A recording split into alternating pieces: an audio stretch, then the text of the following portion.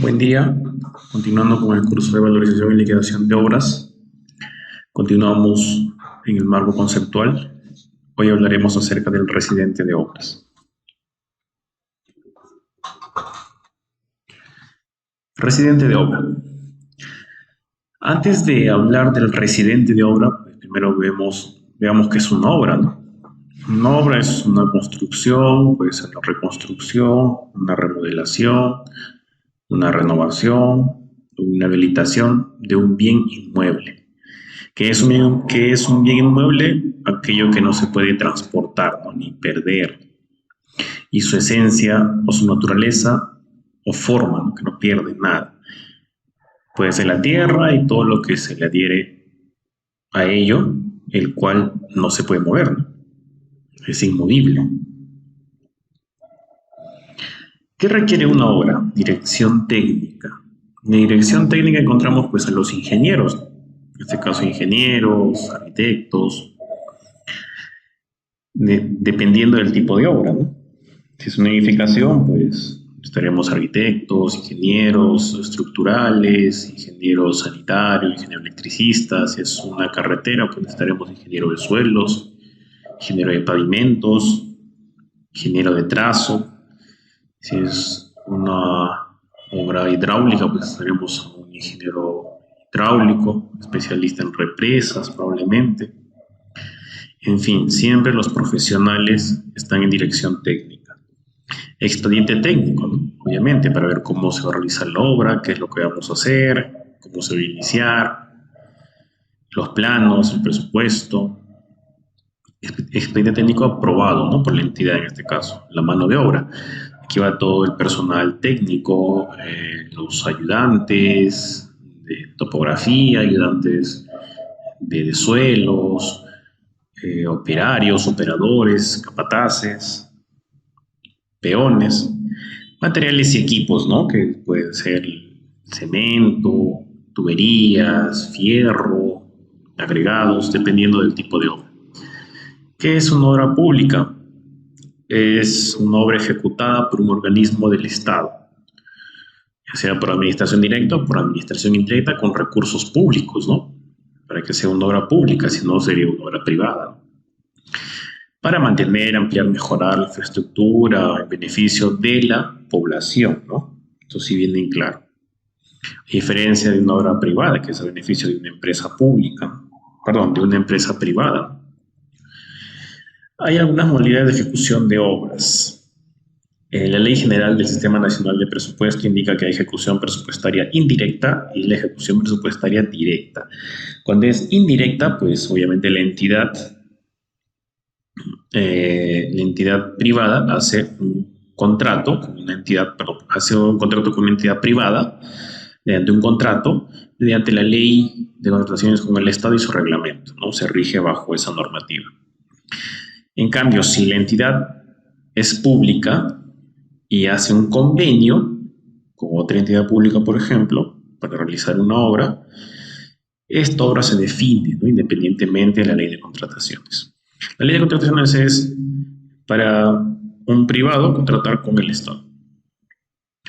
La ejecución presupuestaria directa es la propia entidad con sus propios recursos la ejecuta, que esa está reglamentada en esta normativa, en la resolución de Contraloría número 195-88-CG.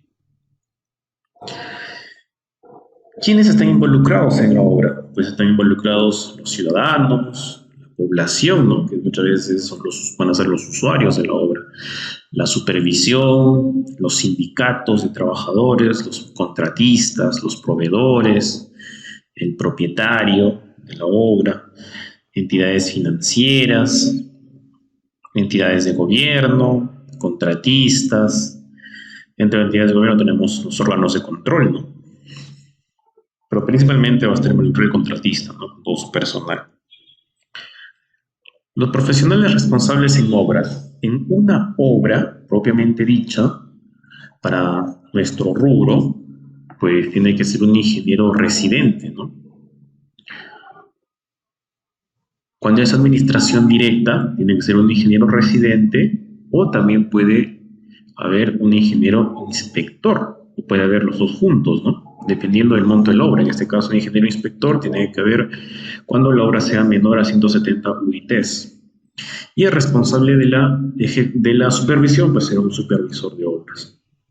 Cuando es por contrata, el responsable de la ejecución será un residente de obra, que en este caso puede ser ingeniero o arquitecto, ¿no? Dependiendo del tipo de obra. Y el responsable de la supervisión pues será un supervisor de obra, ¿no? O dependiendo del monto de la obra, un inspector de obra. Cuando es un residente de obra, pues obviamente es un contratista, ¿no? Cuando es por contrata. Cuando es por contrata, ya sea el residente o el supervisor, se maneja bajo la ley de contrataciones, ¿no? Y cuando es por administración directa, se lleva por la ley que anteriormente les comenté sobre la normativa RCN 195-88 y por otras propias de la entidad. Residente de obra, según la ley de contrataciones, puede ser un ingeniero, un arquitecto colegiado, tiene que estar colegiado, habilitado y especializado. Dependiendo, ¿no?, del tipo de obra, la especialidad del tipo de obra que se va a ejecutar. Designado por el contratista con la conformidad de la entidad, porque si bien es cierto, para poder firmar el contrato, hasta incluso para poder ganar la buena pro, necesitas el CV del residente, ¿no? Y tiene que estar esta aprobada por la entidad. O por la unidad ejecutora de la entidad, ¿no? Con esta administración directa. De modo que esta sea permanente y directa, ¿no? Su dirección y su conducción técnica, administrativa, financiera y contractual, pero contractual en algunos temas, porque contractual viene de contrato, ¿no? Y quien firma el contrato es el contratista, no el residente. Vamos a ver más adelante en qué puede estar inmerso el residente y en qué no. Pues el residente de obra tiene que ser un ingeniero arquitecto habilitado, tiene que tener especialización, tiene que la entidad dar su conformidad por escrito, su labor va a ser técnica. Cuando hablamos de residente, labor técnica. Cuando hablamos de contratista, directamente contractual. Su labor debe ser directa y permanente, ¿no? Exclusivamente tiene que ser residente para esa obra, no puede ser para 2 o 3 obras. El residente obviamente representa al contratista en temas ordinarios y no puede pactar cambios al contrato, ¿no?, porque él no lo firma. El residente de una obra pública depende mucho la obra para el éxito o el fracaso de la misma. Depende mucho del residente. Si es un residente con experiencia, pues no va a haber problemas, ¿no? Si es una obra compleja, pues se va a manejar de la mejor manera. Y si es un residente que tiene poca experiencia, pues probablemente en el camino se le presenten algunos inconvenientes, algunos problemas que obviamente lo va a saber solucionar, pero es mejor tener un residente con experiencia que se desenvuelva mejor en su especialidad, ¿no? Tiene que ser una persona competente, ¿no?, el residente, debido porque él va a estar dirigiendo toda la obra, va a ser el jefe de la obra. Y obviamente que esté satisfecho el cliente, ¿no?, y el contratista. ¿Qué requisitos necesitamos para ser residentes? Pues poseer un grado académico y título profesional de ingeniero o arquitecto, según sea el caso, contar con un número SIP o con CAP, dependiendo del profesional, y estar habilitado por el colegio profesional, ¿no?, ya sea arquitecto o ingeniero. Bueno, aquí en la imagen pues se muestra que obviamente tiene que tener el título, ¿no?, título profesional por una universidad, ya sea nacional o extranjera, previamente, si es extranjera, convalidada y homologada y aprobada acá por la SUNEDU en el país, y pues tener también certificado de habilidad del colegio profesional, ¿no? ¿Y qué pasaría si yo no tengo estos documentos? Pues no puedo ejercer como residente. Entonces, el Código Penal, en su artículo 363, ¿qué indica? Indica que será reprimido de su libertad de 1 a 4 años quien, sin tener título, ejerza la profesión. O, teniendo título, no reúne los requisitos legales para ejercer, ¿no? Vemos que es un tema también de cuidado, ¿no? El ser residente. No podemos jugar con los requisitos que se necesitan para ser residente. Pues el perfil de residente tiene que ser líder, tiene que ser líder, no jefe. Primero tiene que ser líder. ¿Por qué? Porque tiene que ser al que todos sigan, ¿no? El que enseñe hasta al personal último sin experiencia, hasta el contratista. Hay veces que el residente enseña al contratista en algunos aspectos contractuales, ¿no? Que él no sepa o que no entienda, ¿no? Muchas veces los contratistas no son ingenieros, no son empresarios. Tienen que tener competencias técnicas, fuertes competencias técnicas, habilidades interpersonales. ¿Por qué habilidades interpersonales? Porque está rodeado de muchísima gente, ¿no? De muchos aspectos. Y valores y actitudes, obviamente. Tiene que ser experto, ¿no? De conocimientos de su formación profesional, tiene que actualizarse constantemente, tiene que crecer profesionalmente, tiene que tener experiencia en el ejercicio profesional, tiene que tener capacidad de negociar, discernir y dar soluciones técnicas. Nosotros estamos en obra y las soluciones tienen que ser rápidas, ¿no? No pueden esperarte días, porque si no la obra va avanzando y si no avanza, pues te puede caer aquí penalidad, ¿no? Por retraso. Habilidades interpersonales, ¿por qué? Porque él va a estar rodeado de mucha gente, va a estar rodeado de la población que siempre viene a la obra, de sindicatos, de los mismos trabajadores, de los proveedores, de los subcontratistas, de las entidades del Estado, que van a ver, por ejemplo, de la Contraloría, Provías, MTC, Ministerio de Vivienda, qué sé yo, órganos de control y aparte los bancos también, ¿no? Tiene que tener esa capacidad de poder manejar todo ello, ¿no? La capacidad de liderazgo, interactuar con todo ello. El perfil de residente de obra pues tiene que tener una conducta ética profesional, honesta y transparente, ¿no? Porque está bajo su responsabilidad, está una obra, y una obra no es sencilla, no cuesta 100 soles o 2 soles, una obra cuesta miles, a veces millones, ¿no?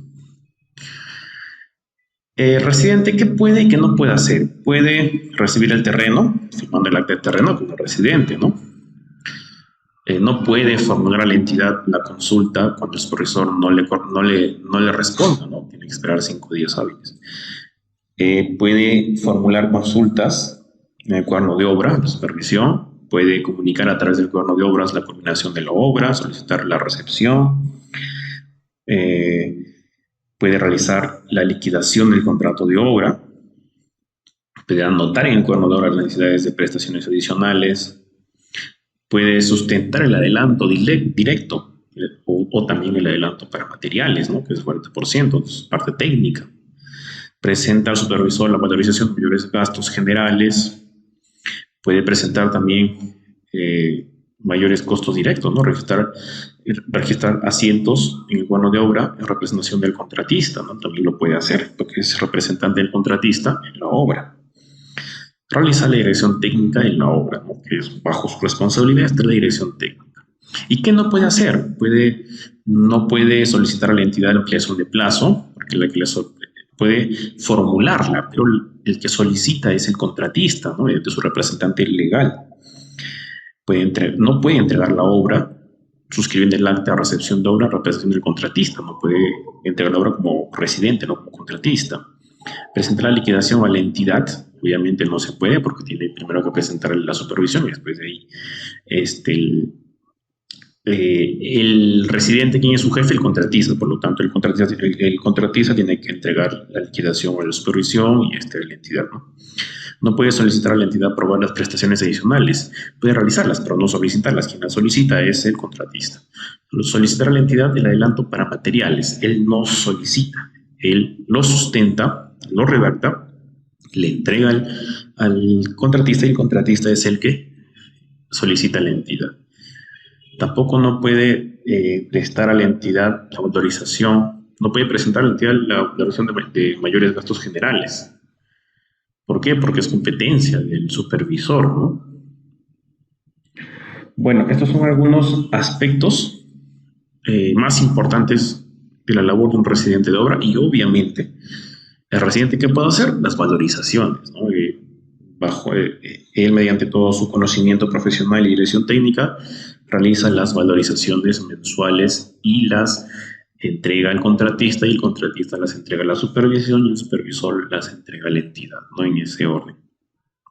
Igual que la liquidación, ¿no? Y algunos documentos que se requieren durante la obra. Bueno, hasta aquí sería este tema. Gracias.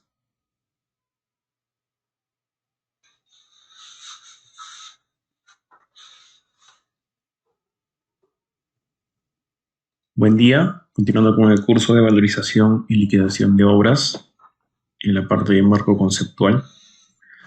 Hoy hablaremos acerca del inspector o supervisor de obra.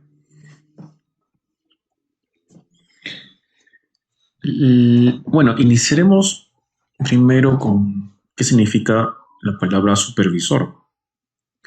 La palabra supervisor es una palabra compuesta y viene del latín super y visus. Super, ¿qué significa? Una preeminencia, o en otras palabras, privilegio, ventaja o preferencia por razón o por mérito especial. En otras palabras, es algo superior, ¿no? Y visus, examinar un instrumento poniéndole el visto bueno. En consecuencia, pues supervisor podría ser una persona superior que da el visto bueno a algo, ¿no?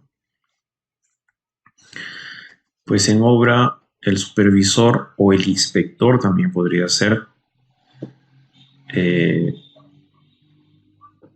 es la actividad de apoyar y vigilar la coordinación de actividades de tal manera que se realicen en forma satisfactoria. El supervisor, bueno, la supervisión es la encargada de que la obra salga bien, de que la obra se maneje y se construya de acuerdo a las especificaciones técnicas, a los planos y al presupuesto establecido en el expediente técnico, en representación de la entidad, ¿no? El supervisor. El supervisor ya es la persona representante de la entidad que financia la obra y que realiza la actividad de supervisar la ejecución de obra que realiza el contratista. Su objetivo es controlar el tiempo, la calidad y el costo de la obra. El supervisor es aquel que representa la entidad, ¿no? Puede ser un municipio distrital, puede ser un municipio provincial, puede ser un ministerio, etcétera, la cual está financiando la obra. Y por ende, pues él vela por los intereses de la entidad, ¿no?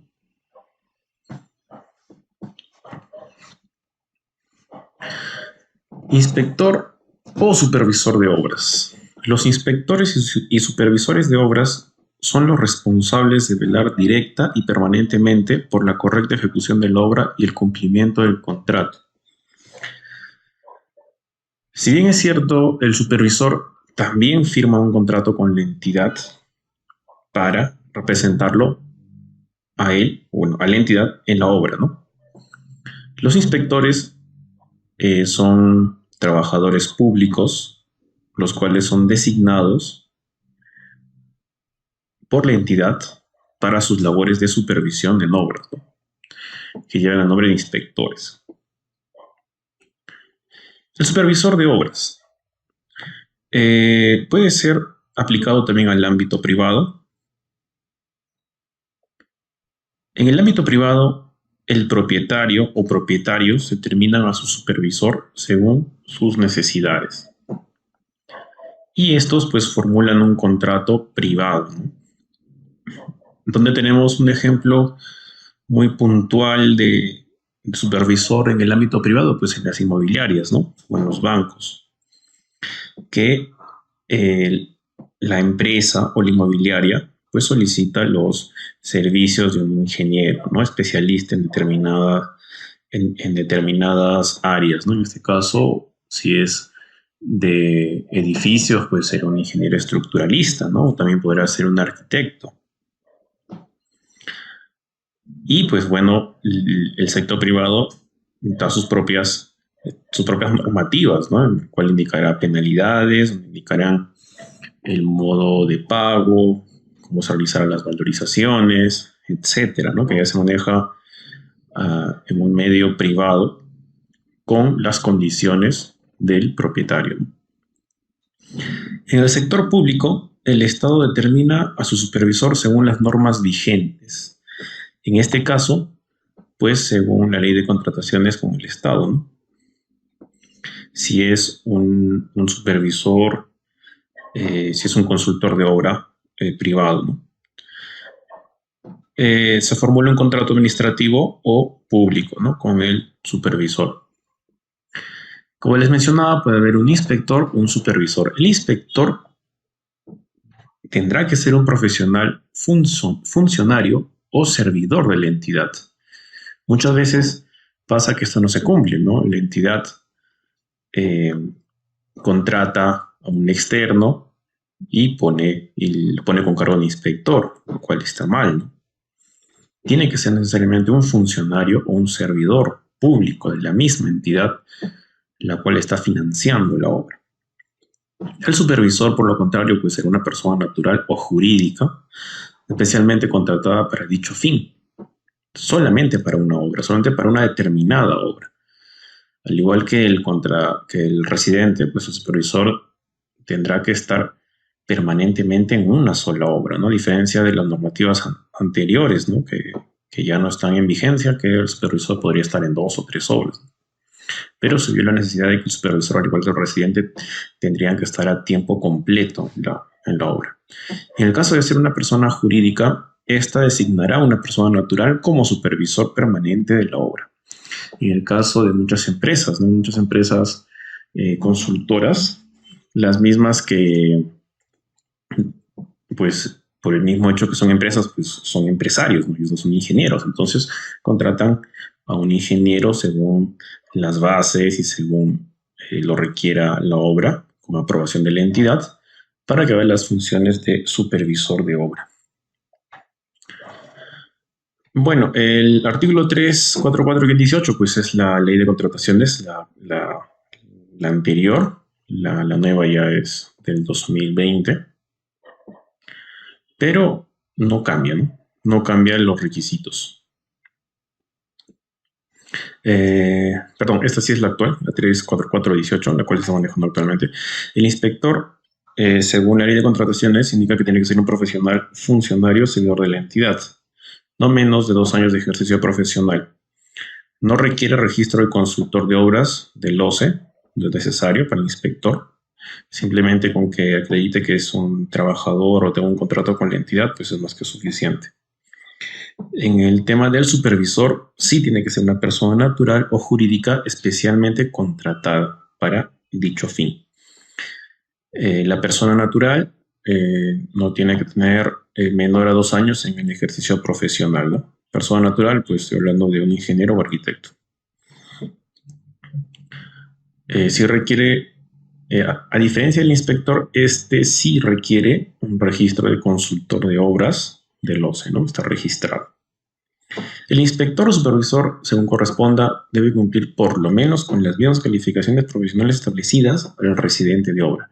Por ejemplo, si en las bases al contratista le exigen un residente de obra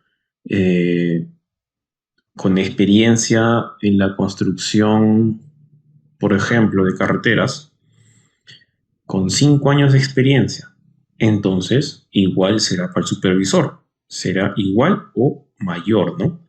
También para que la entidad contrate a un supervisor, ya sea natural o jurídico, pues tendrá que tener también experiencia de 5 años, para el ejemplo, en carreteras, ¿no? O superior a ello. Será obligatorio contratar un supervisor cuando el valor de la obra a ejecutarse sea igual o mayor al monto establecido en la ley del presupuesto del sector público para el año fiscal respectivo. Pues cada año salen montos en la ley de presupuesto del sector público para cada año, los mismos que determinan si la necesidad de la obra a ejecutarse recaerá sobre la responsabilidad de un inspector o un supervisor. Los costos de la supervisión. Según la ley de contrataciones, no debe de exceder el 10% de lo referencial de la obra o del monto vigente del contrato de obra, el que sea mayor. El costo de supervisión tiene que ser menor al 10% del valor referencial, ¿no? Como indica aquí la formulita. Los gastos de la inspección. Pues los gastos que genere la inspección no deberá superar el 5% del valor referencial de la obra o monto vigente del contrato de obra, el que sea mayor. Aquí pues ponemos de manera resaltada que el adicional del servicio de supervisión que sea mayor al 15% del contrato de supervisión requiere aprobación previa de la Contraloría. Esto también es aplicable al contratista, ¿no? Si el contratista, mediante su residente, solicita un adicional de obra mayor al 15% del monto indicado en el contrato, pues será necesario que la aprobación sea mediante la Contraloría General de la República, al igual que el supervisor, ¿no? Adicional de servicio de supervisión. Bueno, este sería el rol de la supervisión. Como se ve en la imagen, pues la supervisión está ligada a la entidad, está ligada al proyectista y está ligada al contratista, vean, el contratista y su residente, ¿no? Entonces, la supervisión tiene que estar en constante coordinación con la entidad, tiene que asesorar también a la entidad en temas técnicos, tiene que informar también a la entidad de todo lo que sucede en la obra. Si hay alguna necesidad de adicional, si hay alguna necesidad de ampliación de plazos, si hay alguna necesidad de modificar el expediente técnico. Y entonces, al igual que la entidad, solicita la opinión del proyectista mediante solicitud del supervisor para realizar modificaciones al expediente técnico, ¿no? Como por ejemplo, para nuestro tema podría ser que una fórmula polinómica esté mal realizada, entonces el supervisor por sí no lo puede cambiar, porque el que lo redactó fue el proyectista, ¿no? Entonces él es el responsable de modificarlo y cambiarlo, pero sí está en coordinación con el proyectista. Y con el contratista, pues, está controlándolo, ¿no? Controlando el proceso constructivo, controlando que todo vaya bien, que todo vaya de acuerdo al expediente técnico, las especificaciones técnicas, y a la vez de dar soluciones, ¿no? Si se presenta algún inconveniente o algún problema que podría darse solución en obra, ¿no? Cabe resaltar que también pueden haber problemas del expediente, problemas con el proyectista, que eso sí ya escapa de responsabilidad del supervisor, ¿no? Bueno, las etapas del inicio de los servicios de supervisión, pues está ligado también a la revisión de los expedientes técnicos. El supervisor tiene que revisar el expediente técnico, al igual que el residente. Tiene que tener un reconocimiento del área del proyecto. Tiene que haber una compatibilidad y verificación en campo de los proyectos, aspectos críticos del proyecto, revisión de especificaciones técnicas generales y especiales, revisión del presupuesto de obra y fórmulas polinómicas, muy importante para las valorizaciones, elaboración y presentación del informe con las recomendaciones complementarias y modificaciones, si hubiese, ¿no? Eso es antes del inicio de obra. Durante la ejecución de la obra, el inspector tiene que tener 3 tipos de control: el control técnico, el control económico y el control del contrato. Si bien es cierto, el supervisor es el jefe absoluto de la obra, ¿no? Es el jefe del residente, hasta incluso es el jefe del contratista, ¿no? Y no por ello, pues, tiene que dejar de lado también sus obligaciones técnicas, económicas y contractuales.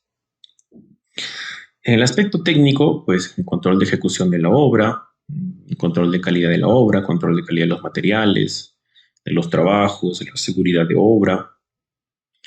Si al supervisor, pues, le parece que un trabajador no está rindiendo bien o no está haciendo bien su trabajo, pues puede solicitar al residente su cambio, ¿no? porque está yendo en contra de la calidad de la obra, en contra de la calidad de los trabajos. También puede realizar el control económico. También él da sus opiniones y sus cálculos, al igual que el residente, cuando hay temas de adelanto directo, adelanto para materiales, las valorizaciones también, los reajustes, cuando hay obras atrasadas, adelantadas, intereses por demora de pago, mayores gastos generales, obras adicionales, liquidación final, también el inspector o supervisor también está ligado a la liquidación, y en el control del contrato y en el cuaderno de obra, ¿no? El cuaderno de obra, bueno, lo veremos más adelante en otros temas, pero el cuaderno de obras, los únicos facultados para su escritura pues, es el residente y el inspector o supervisor de obra, ¿no? También estará involucrado en las ampliaciones de plazo, emitiendo sus informes de conformidad o también desconformidad, ¿no? Porque también no puede estar de acuerdo el supervisor. El residente puede estar solicitando para una obra pequeña unos 100 días de ampliación de plazo, lo cual no le corresponde y el supervisor tendría la obligación de analizar si es viable o no esos 100 días, ¿no? Bueno, hasta aquí sería todo por este tema. Gracias.